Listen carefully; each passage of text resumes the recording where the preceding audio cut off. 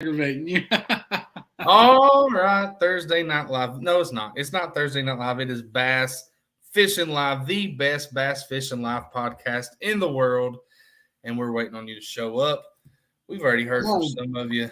We are 1 week post Josh and I leaving for the Bassmaster Classic, and I tell you, it was the time. It was everything we thought it would be. It lived up to the hype. Knoxville, I'm not a Vols fan. I'm Kentucky through and through. Knoxville's a pretty good city, though. Knoxville's a pretty good city. What up, Fred and Barney? Fred and Barney. Now I can think of Andy and Barney. I can think of Fred Flintstone and Barney. That's it. Okay, I knew it had a. I don't know why he's calling Josh Fred, but I'm definitely not Fred. What do you think? Jimmy Carroll. Jimmy had him a nice little bottle of Woodford today. I saw someone gave him as a gift. Scott, I saw your picture right before I got on here of your fish today. Looked like Scott caught him some fish. Let's see here. Some trout. Scott did some trout and bluegill fishing today, it looks like. We got something a good meal. Looks like he only caught enough for himself. There's about 20 fish there. What did he catch? Trout and bluegill, it looks like. Let me share it here. That's good eating, man. I'll share it.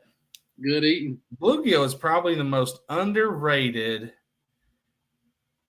edible fish.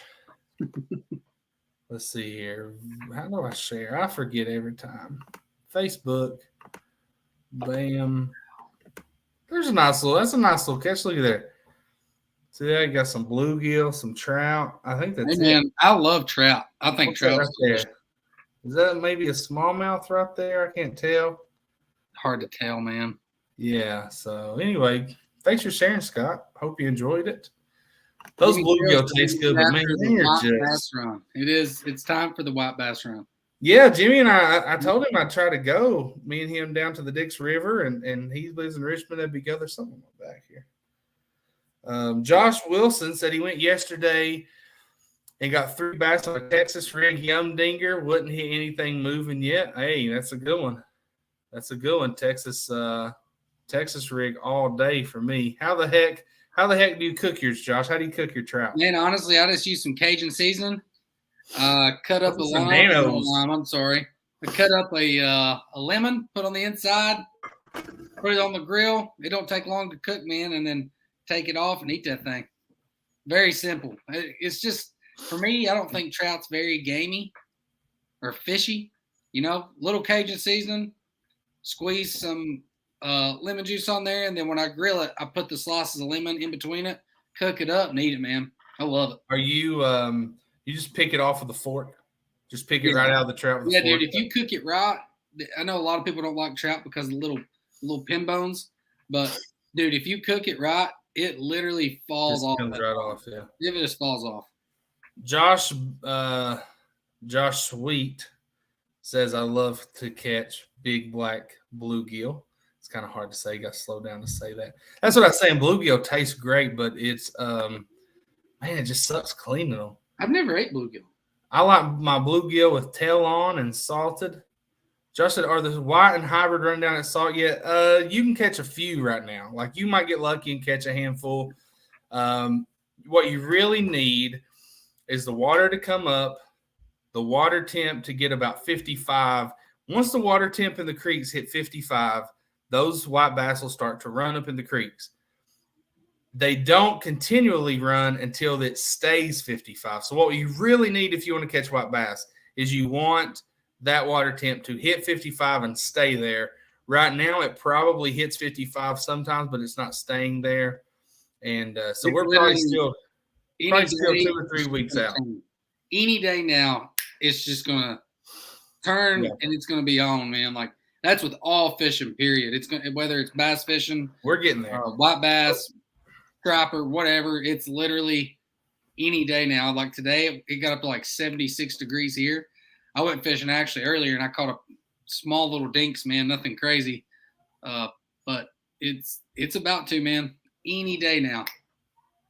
it's going to be on. Yeah, I think we're probably still 2 weeks out from the white bass really running. Adam says, I love eating bass. No, with no B. Oh, okay, Adam. That's all right, Adam. Way to just put it out there. I like it, man. Do your thing. I just want to make it clear, Adam and I are not friends. We do not know each other. Hey, no judgment here, man. You do whatever you want to do. How do you say Adam Leibinger? Where are you from, Adam? Are you a Kentucky guy like we are? I don't know, but it got me. Guy caught a largemouth yesterday stuffed with eggs. Yeah, I say not water. The largemouth are going to be – we're probably 2 or 3 weeks away from them being on bed full-time as well. So within the next month. What's y'all's thoughts? Here's what we really want to talk about. What's y'all's thoughts on this past classic? Not taking anything away from Jeff, but in my opinion, this was a terrible classic. Okay, here's where, Dakota, I'm going to disagree. I'm going to agree and disagree. The fishing was terrible. The fishing was not good. A lot of guys said when they came back through, a lot of them, what did I just join into? Jordan, it was bad timing if you joined in with Adam's comment. The thing is, that's not even close to some of the worst comments we've had on here. Adam's comment was just some fun. It got me because I thought he just had a typo, and then when I read it, but yeah, we've had some people in here that. Whew. So I think the fishing, like I heard Jacob Prosnick, who I think is one of the best in the world, and I love that he just throws that wacky rig all the time. Yeah, he said, "Here's the thing: the fishing was not bad. I just didn't catch big ones." He said, I caught 35 fish that last day, day 3. He said, he finished in the top 10, I think. He said, I caught 35 fish. Most of them were 10 to 12 inches. He's like, I just can't catch keepers. That was a lot of people. Here's what I compared it to. I was telling Josh, I said, this Bassmaster Classic is like watching a football game that ends 9-6.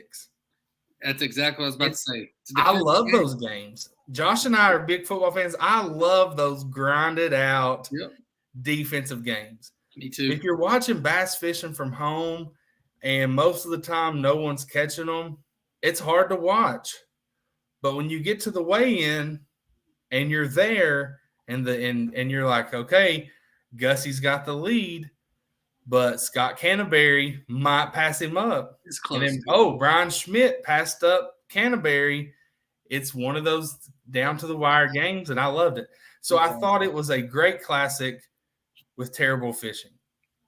And it was just I wouldn't even say it was great terrible. Question though, Dakota. I don't think it was like terrible fishing. It's like John said, like I heard many guys say, dude, I caught 30 fish. Yeah. But they just weren't big, But at the same time, when you're watching it on Bassmaster and you're watching a dude, and hey, I don't think there's anything wrong with it. Jeff Gustafson was literally looking at his depth finder, and he was catching them.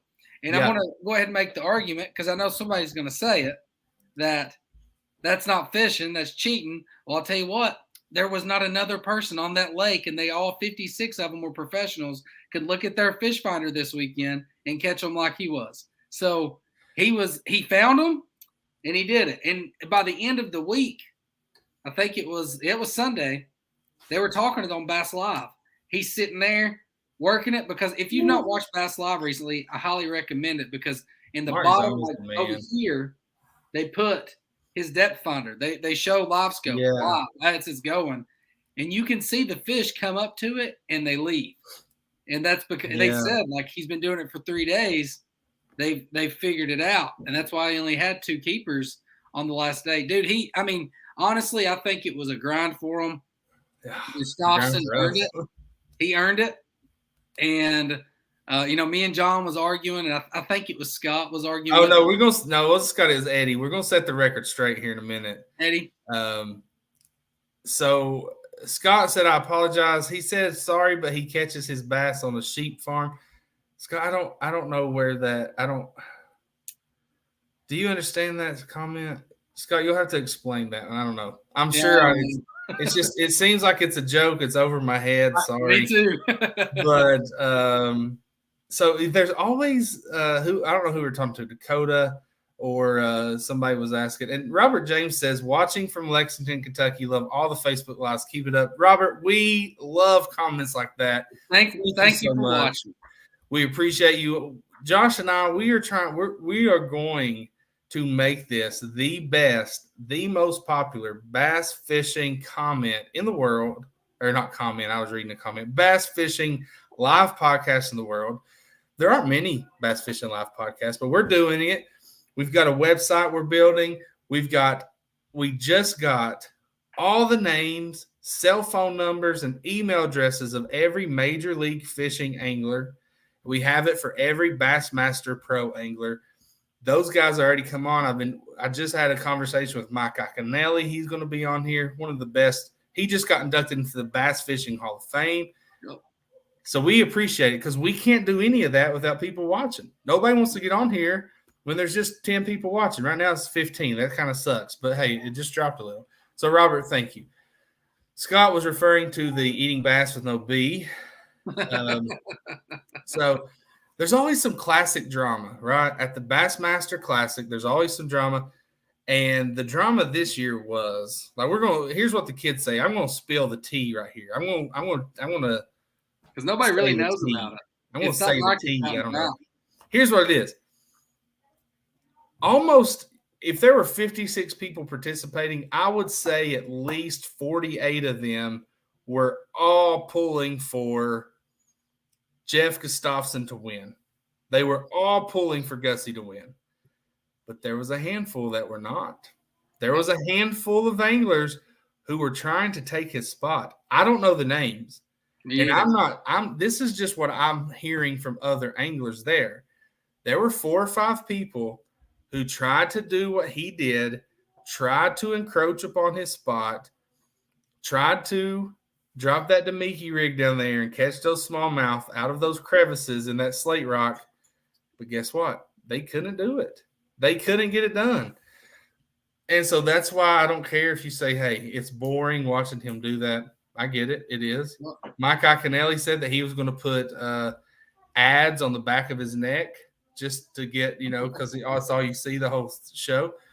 But they all had the opportunity to do that, and they didn't. He was the only one that could. So kudos to him, man. Here's what Dakota said. I don't know if y'all noticed, but Jeff was sweating at the end of the day, running and gunning, trying to feel his limit. I heard a guy talking about, I wish I could remember. It was one of the top 10 finishers, and he said that he was running back to the boat ramp at the end of the day, and he passed a Gussie in the middle of the lake just hammering it. He said there was 30 minutes left, and Gussie was out there fishing his heart out because he knew if he got that third fish, done deal, he won it. Yeah. 2 fish. Whew. Yeah. 2 fish. And I'm trying to give Eddie Endicott time to get on here because last Saturday, Friday or Saturday, it was Saturday. Last Saturday night, we went live from the Classic in our Airbnb, and I said Gussie's going to win. And Eddie and some people in the comments and even my dear brother here said, I don't know. It's the weather's changing. I think someone else. The weather changed. Other people called him, but he did what it took to win. And that's what I was counting on. I knew that he would He did win. He did. You were right. Gussie did win. Right. However, the way you spoke about it was like it's in the bag. There's no ifs, ands, or buts, but you're wrong on that because it was not in the bag because the 2 dudes that were this close to beating him had 5 keepers. Yeah. I mean, what he was doing started changing. And I said it almost costed him. I said, if he catches 3, he's got it. 3. If he catches 2, he might still have it. And here's why it was in the bag. He caught his second fish at 12:27. He won it at 12:27. Not halfway through the day, he had already won. I'll tell you this though, it is impressive that he won the bass. I want to point this out because Jimmy pointed out what I was going to say. The bass literally are in the bag. It was in the bag at 12:27. So, Jimmy, I was getting to that. Thank you. Jimmy and I are on the same page, bro. We're on the same page. He's on the John train, dude. He's with you. He had it in the bag after day 2. He really did. He dominated day 1 and 2 so much that he could go out there and only catch 2 keepers.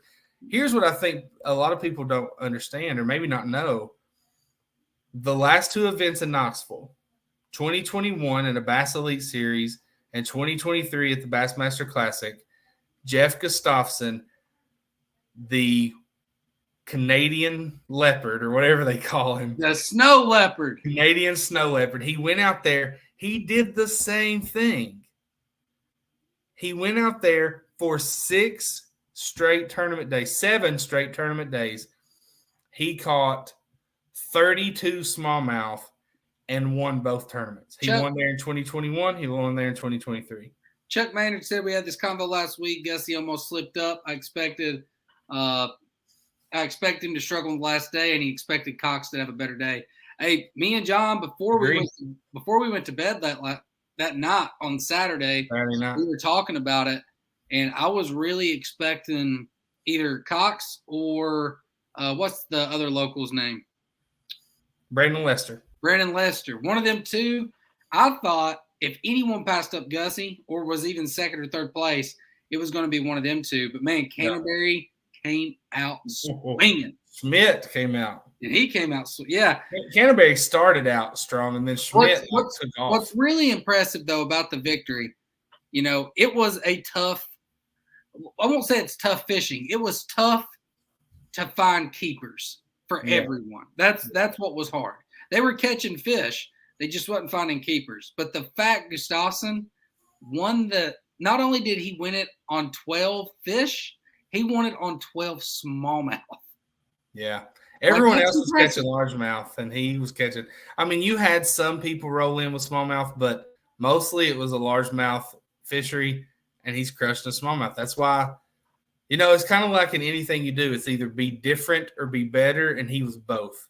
He was different, and he was better. I feel like if this was if me and you were fishing and we were actually great fishermen and we were in this tournament, Gustafson went for numbers and Matt Robertson went for the big ones. You would have won. Yes. You took it, dude. Yeah. You had the old Ned rig out there just finally gave me some bouncing it off the bottom, and I'd have been out there. But, hey, Matt Robertson put on a freaking show. And I'll say this. He may have had one keeper, but it was big bass, and it was a big bass. Here's what I want to know. Luke Palmer had the biggest bass of the week. Hey, and I watched the replay. He boat flipped that 5.5-pounder. You had Gussie out there with a 2-pound smallmouth reaching over the side. Not Matt. He ripped the flip and just flips it in, dude. Because Gussie lost that one. His first fish was his biggest of the week. So here's the thing. We posted a lot of videos. If you've not seen it, I'm very proud of the coverage that we produced from the Bassmaster Classic.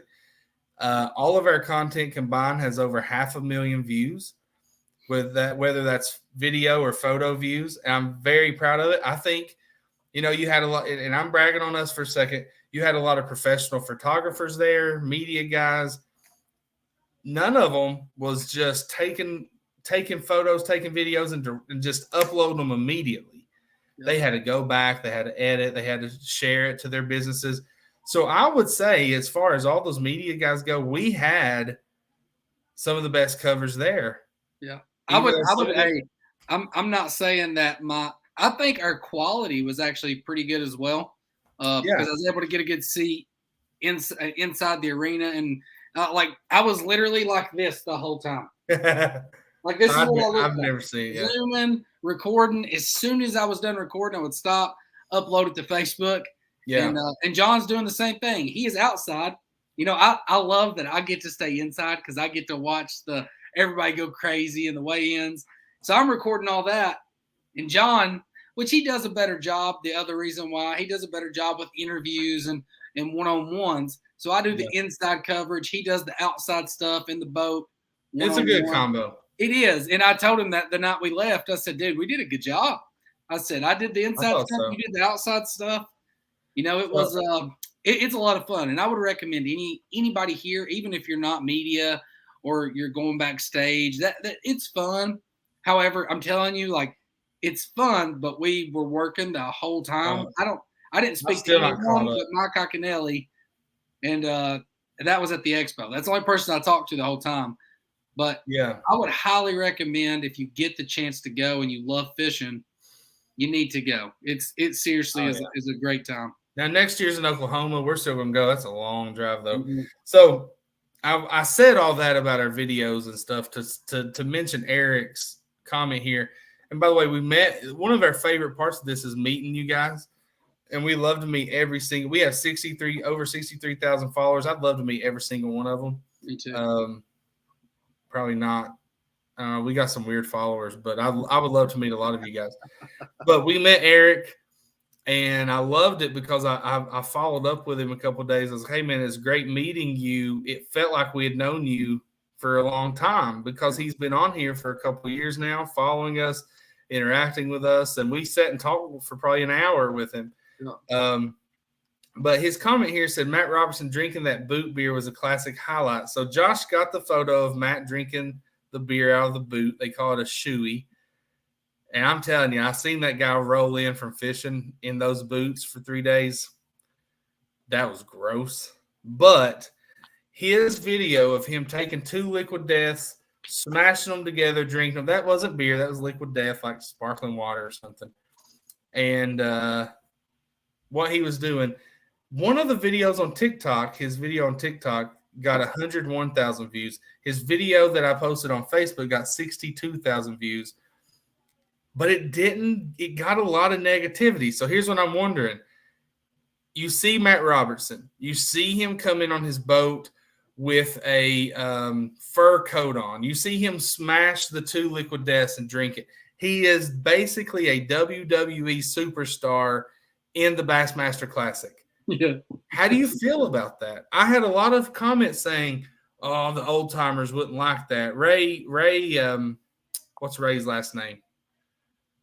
Ray, the guy who started Bassmaster. It's right here. Ray Scott. Ray Scott would be rolling over in his grave and all this. I know that Matt's just a character. Like, he's doing that for show. He's a good dude, and no one gets a larger applause. The only person that gets a larger applause than Matt is Gerald Swindle.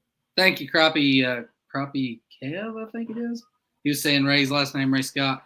Hey, I think it's Crappie Kev. Scott Butler asked, has Ike calmed down in his older age? And I'm going to I think it's a perfect segue from Matt. Let me ask this. I want to know from people first, and then we'll get to Ike. Okay. How do you feel about Matt Robertson, not as a fisherman, but his antics? If you keep up with it, how do you feel about the way he behaves? Because a lot of people on Facebook and TikTok were not happy with it. It's okay with me if they're not happy with it, because every time they complain in the comments, we get more views. I'm cool with it. Complain all you want. Because when you complain, I'll usually reply. And be honest. If you don't agree with it, that's fine. Yeah. That's your opinion, and you have the right to that. Be honest. My opinion, being live and watching it, this is just me. You got to have a mix of both, right? Like, not everybody has that personality. Some dudes just go up, they weigh their fish, thank their family for being there, they thank bass, they thank God, and then they jump off the stage. That's how they do it. Some guys cry, some guys yell. Yeah, you got to have those kind of guys. But you also need a guy that you've watched 25 anglers that have, thanked bass and their sponsors, and all of a sudden you get Matt Robertson coming in there. Yeah. And guys, he's not allowed to well, he did drink beer on stage, but it's not beer, and it's a new way of, dude, I think it's entertaining. I think it's great. Yeah. I like it. I think it's awesome. Well, and here's the thing. It wasn't just him, because he came on there, and Dave Mercer, who is the MC, he's the guy on the mic, the giant bass guy. Giant bass. Love that dude, man. Wow, that was really awesome. John's embarrassed because he's never caught a giant bass. It's okay. Anyway, so he's the one. Dave is the one that brought up the shoey. Dave is the one that kind of pushed him to do that. And he was like, oh, Matt Roberts said, oh gosh, are we really going to do this? And he did it. And Matt said, hey, if you give me a crowd of 30 people, I'll do whatever it takes to make them happy, make them cheer. And Dave said, hey, you got quite a bit more than 30 people here. Yeah. And he said, oh gosh. So he kind of got pushed. You can't tell me that Bass don't love that, because if you just have a bunch of boring guys on there, ain't nobody watching. No, not as many. Jimmy Carroll said, make it super exciting. He's the John Rich of fishing. Yeah, I think it's stone cold. Chuck Maynard says, I think he keeps it interesting if he is catching fish and not going over the line. I have no issues with it. Scott Butler, it's okay with me. He had fun regardless of like or hate. He got responses in the views. He did, man. Oh yeah. And here's another comment about Ike. Crappie Kev said, everyone used to complain about Ike, and they did. I think one year, I don't remember what year it was, but he was voted I think he was voted like the most hated athlete. And one of them, yeah. He was voted the most. But here's the thing, Mike. When he is in his boat and he catches a 10-pounder like he did, I think, on Lake Fork, and he is screaming, "Hey, listen! If you don't like it, I'm sorry, but that's me." And that's what I like. I lose when I catch a big fish, bro. Through the roof. The hat pops off, dude. It's time to go. But when he's like on TV and never give up, like it's the same thing. It's a show. He's trying to entertain people. Listen. It's just I love Ike. Josh, I don't know if you I know you were on here Tuesday night, but when we did our Tuesday night live, our hunting show on Tuesday, I said that. I said, look, if I kill a turkey, I'm ruining the day for all the hunters around me because you're going to know it. And if I catch a big bass, you're going to hear me on the other side of the lake because I love being out there doing that stuff. And just like when we played sports, if my team won, if we were winning, I was going to let you know about it. I was going to let you know that we were winning. And I just looked. So in 2015, this is GQ. Hold on. GQ did a article on the 10 most hated athletes. Now this was 2005. I think I said 15. This is 2005. Iaconelli had won the Bassmaster Classic in 2003. He was yelling, "Never give up." If he got mad, he would break his fishing rod over the side of the boat. No different than a guy like Tiger Woods getting mad and slamming his 9-iron or whatever. Yeah. But here was the most hated athlete list in 2005. Number one, you any guesses, Josh? You just want to guess? Well, I said Mike was number one that year, right? Mike was number 6. Number 6? A football player's number one. You're never going to guess it. Terrell Owens was number 1. Number 2, Barry Bonds. Number 3, a guy that some of you guys might like is Kurt Busch. He's a NASCAR guy. Number 4 was Kurt Schilling, which I don't get that. I think that's maybe some personal reasons or something. I don't know. Number 5 was Kobe Bryant, and number 6 was Mike Iaconelli. And you know what they called Mike Iaconelli? The world's biggest bass hole. But listen, we talked to him. We stood there and talked to him. We said, "Look, we're not here for an autograph. We just wanted to talk to you. I wanted to thank you for donating rods and reels to underprivileged kids that we did a fishing camp with a couple years ago. I wanted to thank you for that. Want to invite you on our show." He was the nicest guy. He wished us the best. He said, "I hope your show takes off and does well."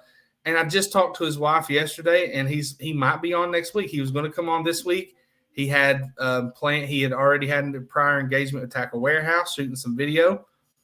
I understand that takes precedent over us, but Ike might be on next week. And if so, you're going to be entertained. Oh yeah. He's one of the best entertainers. So, and he's done a lot and he has the Ike Foundation. He has taken millions of kids fishing through that. So I love him. Yeah, he's a good dude, man. I enjoyed talking to him. I really did. Keith said, like G-Man, he is not like most of the other guys. No, Matt isn't. And listen, someone said something like comparing Matt and Gerald and how they like Gerald and hate Matt. And I said, they're not that much different. No, they're not that much different. And I think people. I don't think as many people hate Matt as most people think. That's really confusing the way I said that. I don't think there's as many people that hate Matt as people probably think they do. There's not. There's more that like him. I think he is. I think he's good for the sport. I really do. I think he brings something different, and he can flat out fish. He's a good fisher. He can flat out fish. Scott says, I like Ike too. Seemed like he, with all his hooping and hollering, he opened the door for others to shake it up. Listen, I love watching videos of people like Reggie Miller and Magic Johnson and these guys that say, talking about how Larry Bird was a great trash talker. Yeah.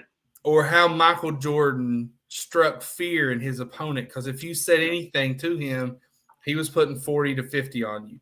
I love those stories about Kobe Bryant or about guys, I can't think of NFL guys, but guys that just dominate. And that's what Ike is. Ike is himself. He's emotional. He's raw. He's real. He's not trying to be, whether he's in a local tournament in New Jersey or he's in the Bassmaster Classic, you're going to get Ike.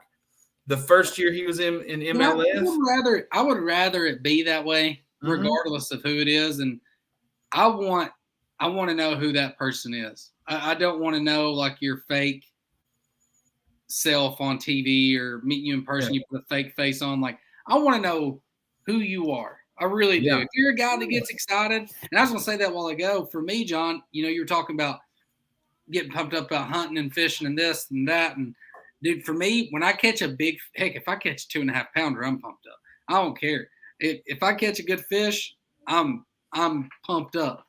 For hunting, it's a little bit different for me. I wouldn't say I hoop and holler and scream and get. I do it quietly. With hunting, there's now for me, everybody's different. I have a very almost a spiritual.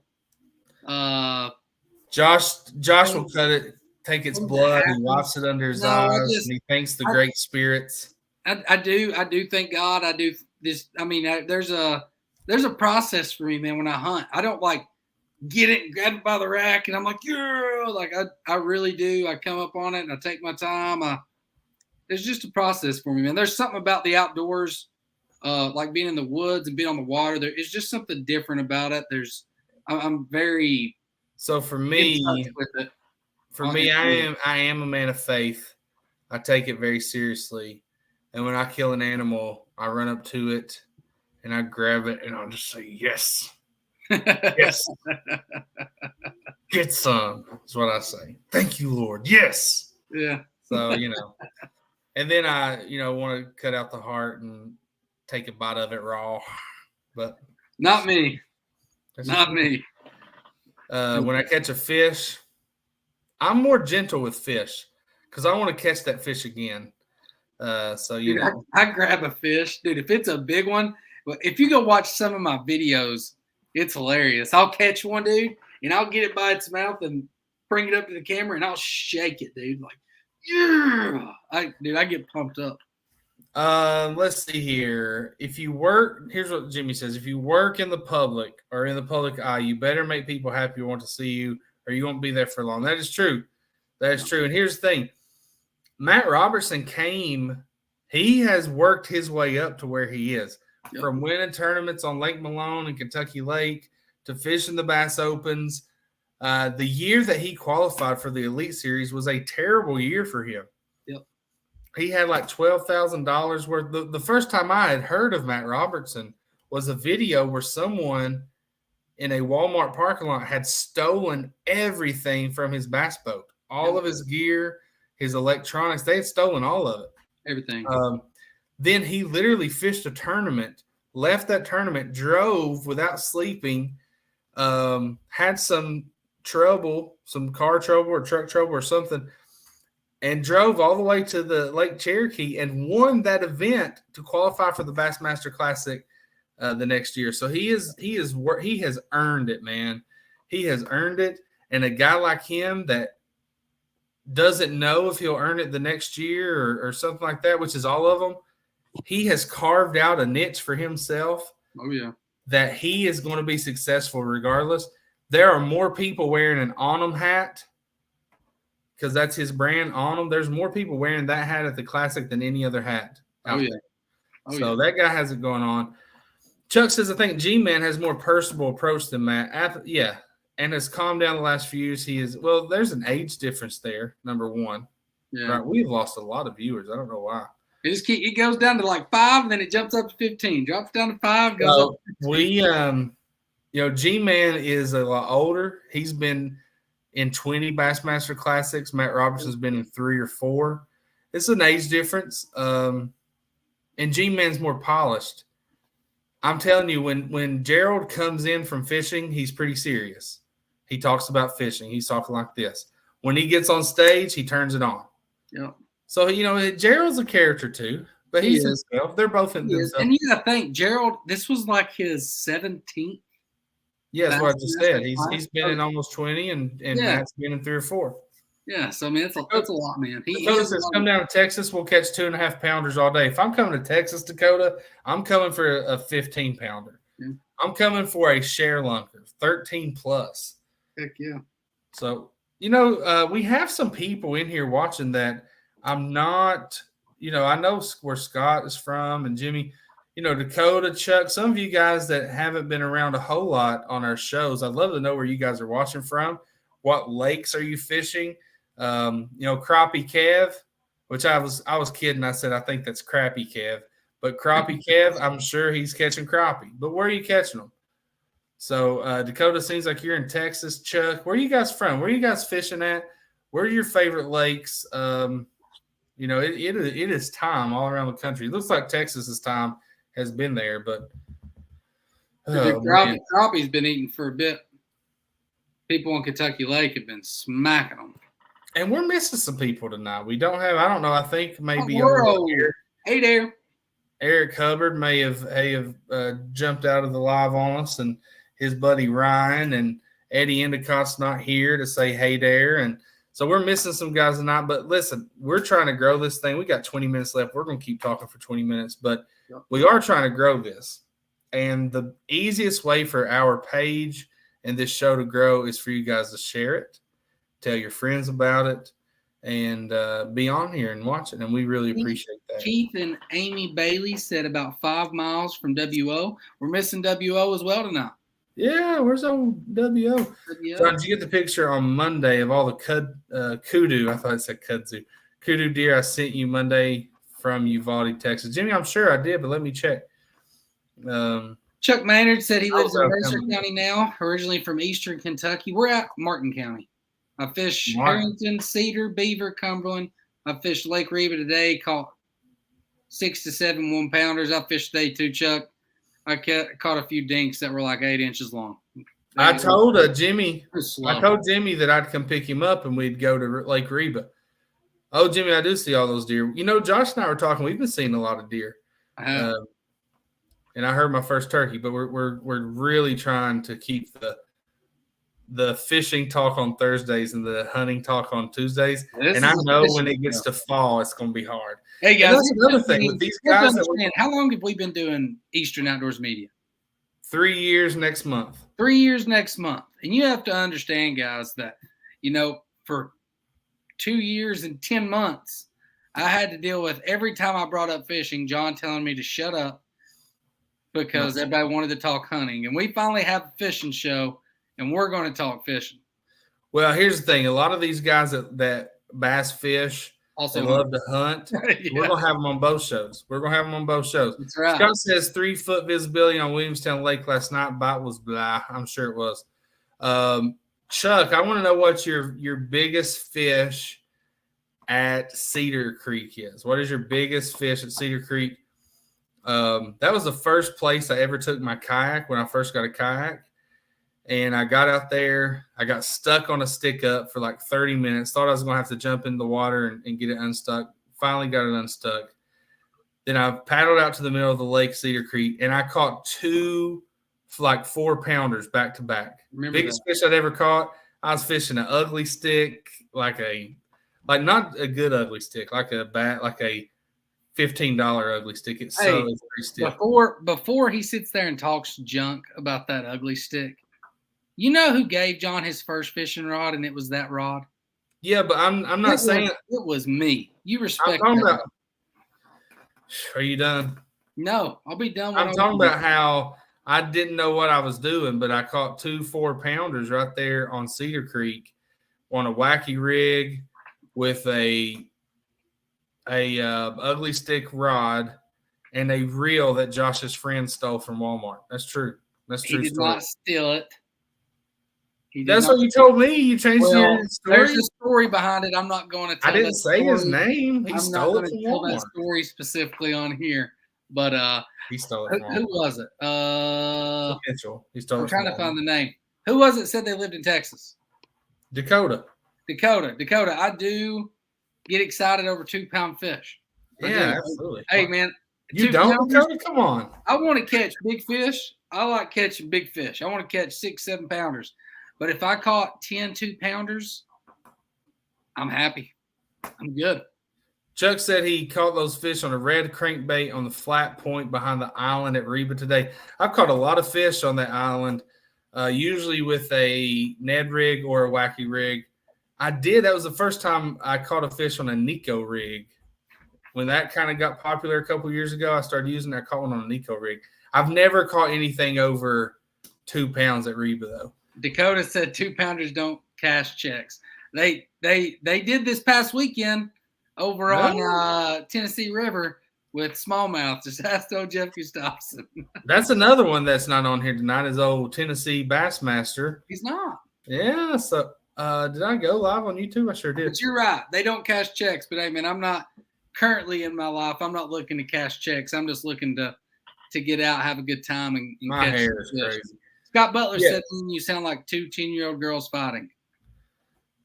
Well, that's one 10-year-old girl, Scott. Chuck's biggest fish at Cedar Creek's 4 pounds. Cedar Creek, they say you catch an 8-pounder there, but I think a 5 or 6 is a good fish on Cedar Creek now.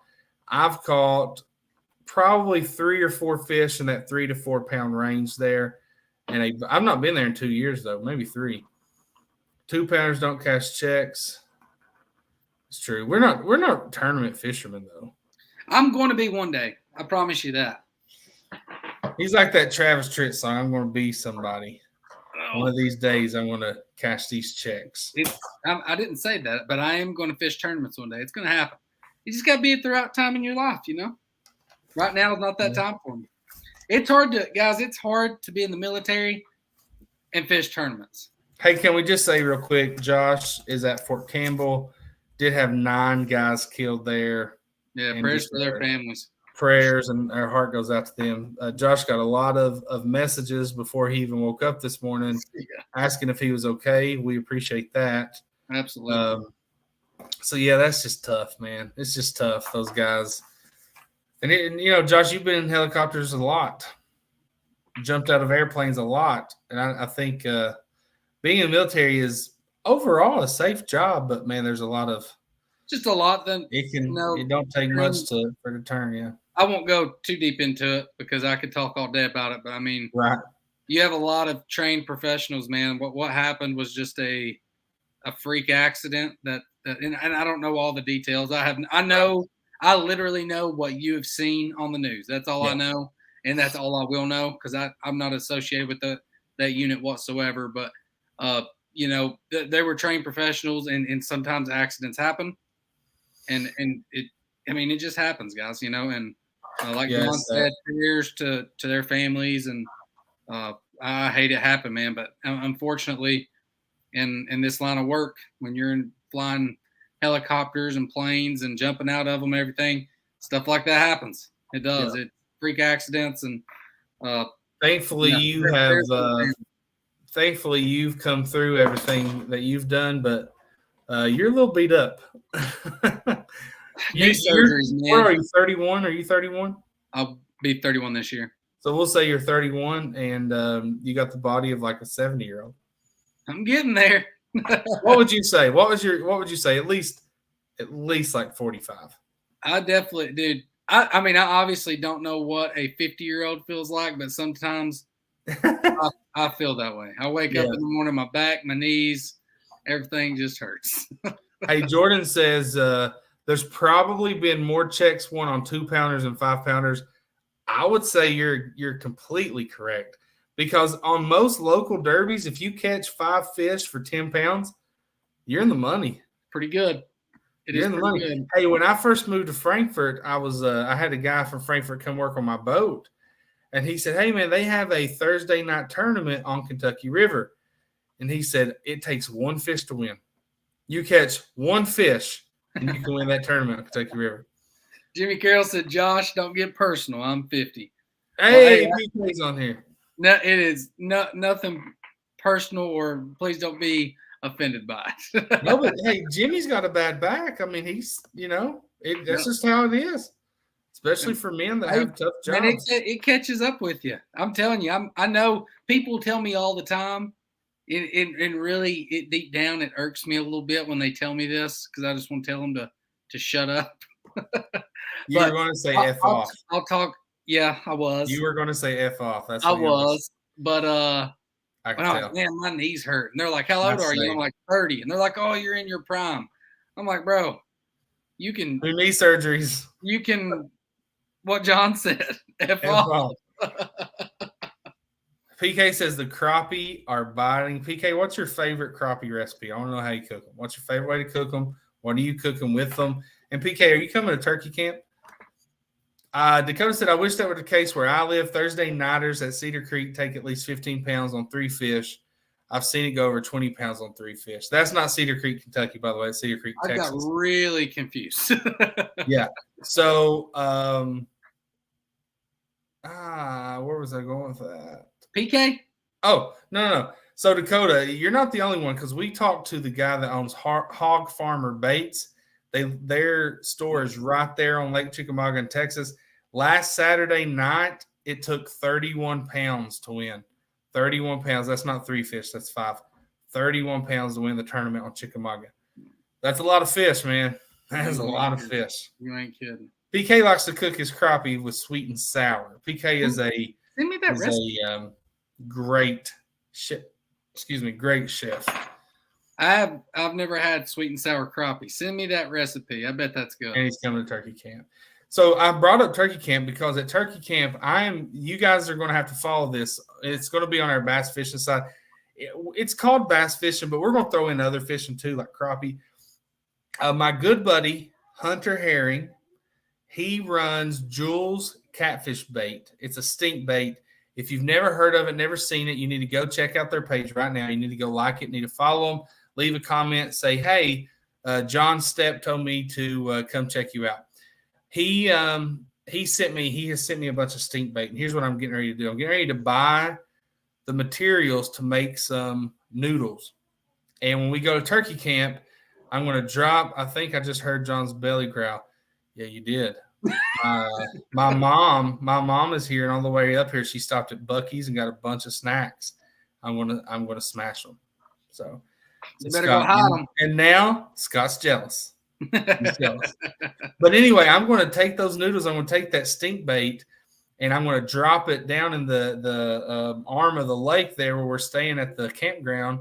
And then I'm going to go turkey hunting. And then midday, I'm going to come back and check those noodles. Hopefully they've not been taken out to the main lake, and so do some catfish. So I'm hoping at Cave Run we have turkey. Some people said they're going to go crappie fishing, which Cave Run is great for crappie. I'm bringing my kayak. And some catfish. So it's going to be a feast, guys. And I just tell you, so we have a Bassmaster High School National Qualifying Tournament in Chickamauga, April 15th. I hope they stay on hot for the kids. April 15th, I bet they're going to be hot. And I also bet you there's going to be 500 boats out there. Would love to get the boys on a big bag for that tournament. I wish I could help you, Chuck. Last time I went to Chickamauga, I caught more white bass than I did actual largemouth or smallmouth bass. But it was in December, so it would not last December. A few December. Jimmy said, "Have a safe and enjoyable weekend." Good night, Jimmy. Enjoy your weekend, brother. Thanks, Jimmy. We appreciate you, brother, as always. We got to get together soon. But, yeah, listen, we're running out of time here. Just want to say we appreciate you guys. By Monday, I think we're going to have our new website for this rolled out. This is still part of Eastern Outdoors. Most of you come from there. We do have a hunting live show on Tuesdays. Make sure you check that out. But hey, listen, we're always trying ways to grow. If you catch a cool fish, it don't matter if it's a big fish. You know, we've posted fish before. There was a picture of a guy that caught an orange smallmouth. That picture was huge on our page. Yep. So anything that you have, video, photos that you want to share, send them my way. We might use them. If you want us to use them, we might not. It just depends on what it is and what we think. And so any cool stories, this is a community for us. Oh, yeah. We've met several friends here. We consider you guys just like our bass fishing family. And moving forward, we're hoping we can schedule out some guests to come on. You don't just have to hear us ramble. We've reached out to 4 or 5 guys this week. The Major League Fishing guys are fishing right now, and the bass guys are kind of like on a vacation this week, and they're starting back. So next week we will have a guest on, maybe Mike Iaconelli if it works, maybe one of the other guys. But, hey, we appreciate you. Thank you for tuning in. Thanks for hanging with us. Keep checking us out, sharing our page, letting your friends know. Josh, anything else? No, I think you covered it, man. Like you said, Major League Fishing starts up. I think they're practicing right now. They start up on the 2nd. And then they're at Lake Murray? Yeah, they fish Lake Murray on the 2nd. And then Bassmaster, you know those guys are exhausted. So they're kind of catching up on their rest and everything. And then they head out to Lake Murray right after probably in 2 weeks. Yeah. And they April 20th. I'm looking at it right now. Hey, and one more thing. Josh and I are talking. We'd like to get to these tournaments and do video and photo and stuff. It's just difficult to go throughout the year to several of them. We have kids. We have jobs. If there's a tournament, either Major League Fishing or Bassmaster, that's coming to a place near you, so like Dakota's in Texas, Eric is up on the Potomac. If there's a tournament coming to your area and you're willing to go to that tournament, interview people with your phone, talk to them, get pictures, get video, we're not paying you because we're not making any money yet, but we will get you a media pass. Yep. You know, if you're a person we can trust, we will get you a media pass. We will let you go backstage, hang out with the bass anglers, hang out with the media people, take all the video and photos you want, ask questions you want. So it's a lot of fun. It's a lot of fun. So anyone interested in ever doing that, if there's Scott, I'm sorry they're not coming to Williamstown. But, if it's near you, holler at us. We'll be glad to let you be a volunteer for us, and we love it. Okay. Dakota said, I'll see what I can do for the Sabine in June. Yeah, Dakota, we love that, man. Let us know, man. We'll get you a pass. We'll put you on the list. It's as simple as showing up, them handing you a card, and you go in and do your thing. Usually they have food, Dakota. We ate food at the Classic. I'll end it with this. This is the last thing. Whoa, Scott wouldn't have got any work done. I'll tell you what. We get there, and I knew they were going to have food because they had food last year. Mm-hmm. But I wasn't expecting a lot because the Classic food was not great last year. It wasn't great. I mean, it was okay. It was free, so you can't complain about it. So we go in first day 1 on Friday. We get in there. And as soon as you walk in the door, you look to your right, and there's this long table. Catered. It's quesadillas, hamburgers, fruit, vegetables, hummus, chips, wings. And I was like, dude, every day I would tell John, dude, I can't wait to get to the media center and eat. And you would see people, like, they would have a plate, right? Like, this is their plate. And they would have, like, you couldn't see their food. They only had miniature plates. They only had plates like this. The side of their plates were higher than the food was. I told John, I said, watch this. I go in and get my plate, and I bet I stacked it that high. Oh, he did. He ate more than I stacked it. It was like Thanksgiving Day where your mac and cheese is on top of the mashed potatoes. And it was kind of like y'all remember when Donald Trump, when he was president, and when a sports team would come and he'd have like McDonald's and Wendy's and Taco Bell. Yeah. People complained about that, and I'm like, oh man, I wish I wanted to take it. But no, we walked in there, and it's not like fancy food. It's cheeseburgers, It's chicken tenders. It's quesadillas. Chicken tenders. Huh? They did have some really good brownies. They did. Really good brownies. They did. So that was a plus. So I mean, the last day they had cheesecake bites. Yeah, it was good. No, Scott, if I could have brought my own plate, I would have. I remember when the Classic was wrapping up on Sunday, and I knew all the people were going to be coming back inside. I went and grabbed me a big plate real quick because I didn't know if it'd last, but it was good. It was fun. So anyway, if you want to enjoy those amenities and you want a media pass and it's coming to a place near you, let us know. We'll be glad to help. We'd love for you to help us. We'll help you. You help us. It works out. We appreciate it. So, all right, guys, we're gonna get off here. I am tired. I've not caught up with my life since we got back from the Classic. I'm still trying to catch up. So, we appreciate you. Check out the page. Share it with your friends. Share it with your buddies. We're gonna be doing some fun stuff, and it's only the beginning for Bass Fishing Live, and it will be the best bass fishing live show in the entire world. I promise. The best. Have a good weekend. We'll see you Tuesday on our hunting show. Youth weekend in Kentucky, turkey hunting. Start Saturday. Hope you're taking a kid hunting. If not, a couple of weeks we'll be turkey hunting. And the bass are moving up to shallow. Great time of the year. Thank you, guys. Josh, thank you. We'll see you soon.